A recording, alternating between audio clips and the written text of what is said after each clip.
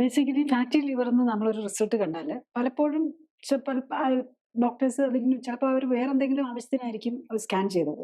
Ultrasound scan ആണല്ലോ വരുന്നത്. അപ്പോൾ അതിൽ സ്കാൻ നോക്കിയപ്പോൾ ചിലപ്പോൾ വയറുവേദനയ്ക്കായിരിക്കും ചെയ്തത്. അപ്പം ഫാറ്റി ലിവർ അല്ലെങ്കിൽ ഒരു യൂറിനറി പെയിനോ എന്താണെന്നുള്ളൊരു വയറുവേദനയൊക്കെ മാറി കഴിഞ്ഞ് കഴിഞ്ഞാൽ അപ്പോഴേക്കും ചിലപ്പോൾ റിപ്പോർട്ടൊക്കെ വന്നപ്പോഴേക്കും വയറുവേദന മാറിയിട്ടുണ്ടാകും. അപ്പോൾ ഫാറ്റി ലിവർ ഗ്രേഡ് 1 2 ഉണ്ട്. ഗ്രേഡ് 1 ആണ് ചിലപ്പോൾ ഡോക്ടേഴ്സ് പറഞ്ഞില്ല എന്ന് തന്നെയായിരിക്കും.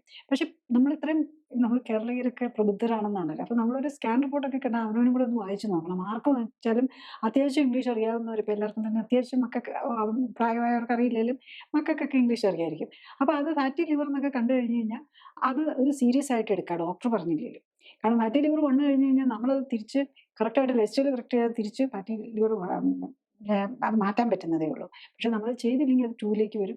പിന്നെയും അതിൻ്റെ കൂടെ ആൽക്കഹോളും അങ്ങനത്തെയൊക്കെ ഉപയോഗം കൂടെ ഉണ്ടെങ്കിൽ അത് 3ഉം 4ഉം ഒക്കെ ആകാൻ ഓരോ സാഹചര്യം അനുസരിച്ച് ഓരോരുത്തരുടെയും ജെനറ്റിക്സ് നമ്മുടെ കുടുംബ പാരമ്പര്യമൊക്കെ അനുസരിച്ച് അത് ചിലർക്ക് വളരെ ഫാസ്റ്റായിട്ട് പ്രോഗ്രസ് ചെയ്തെന്നിരിക്കും. അപ്പം സ്വയം നമ്മൾ ജീവിതശൈലി ഇപ്പം നല്ല ഒരു വെരി കെയർഫുൾ ആയിട്ട് നോക്കുന്ന ഡോക്ടറാണ് അല്ലെങ്കിൽ ഡോക്ടർക്ക് അതിനുള്ള ചാൻസും കിട്ടിയാൽ ഫാറ്റി ലിവർ 1 ഉണ്ടെങ്കിൽ അവർ പറയും അത് നിങ്ങൾ ലൈഫ് സ്റ്റൈൽ കറക്റ്റ് ചെയ്യുക, ചോറിൻ്റെയൊക്കെ അളവ് ഒന്ന് ഏറ്റവും കൂടുതൽ ചോറല്ലേ വെക്കുന്നത്, ചോറിൻ്റെയൊക്കെ അളവ് കുറയ്ക്കുക, അതുപോലെ എക്സസൈസ് ചെയ്യാൻ പറയും. അപ്പം മിക്കവാറും ചോറിന്റെ അളവ് കുറച്ചിട്ട് പേഷ്യന്റ് എന്തായിരിക്കും ചെയ്യുന്നത്? ചോറ് കുറച്ച് വെച്ചിട്ട് ചപ്പാത്തി കഴിക്കാൻ തുടങ്ങും. അപ്പൊ അങ്ങനെ കഴിച്ചിട്ട് കാര്യമില്ല.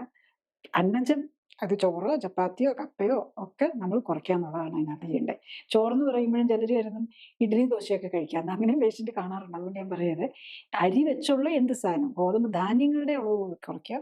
ക ക കൊഴുപ്പിന്റെ അളവ് നട്ട്സും പലരും കരുതുന്നത് അതും കുഴപ്പമില്ലെന്നാ. നട്ട്സും കുറയ്ക്കണം.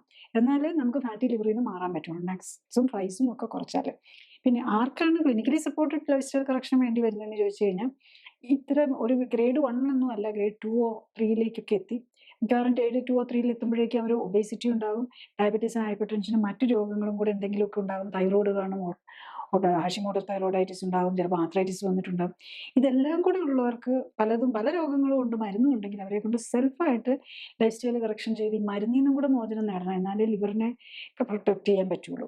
അപ്പോൾ അങ്ങനെ വേണ്ടി വരുന്ന മറ്റു രോഗങ്ങൾ സ്വയം കറക്റ്റ് ചെയ്ത് ഇപ്പം നമ്മൾ സെൽഫായിട്ട് ഈ ലൈഫ് സ്റ്റൈൽ നോക്കുന്നവരും ഫാറ്റി ലിവർ 1 ആണെങ്കിൽ അവരൊരു 3 മാസം നോക്കി അവർ വീണ്ടും ഒരു അൾട്രാസൗണ്ട് സ്കാൻ ചെയ്തത് മാറിയെന്ന് ഉറപ്പ് വരുത്തുക.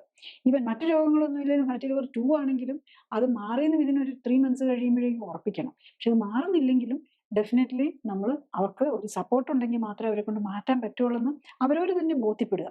സ്വയം മാറ്റും അല്ലെങ്കിൽ നമ്മൾ സപ്പോർട്ട് എടുത്ത് കറക്റ്റ് ചെയ്യാൻ നോക്കാം.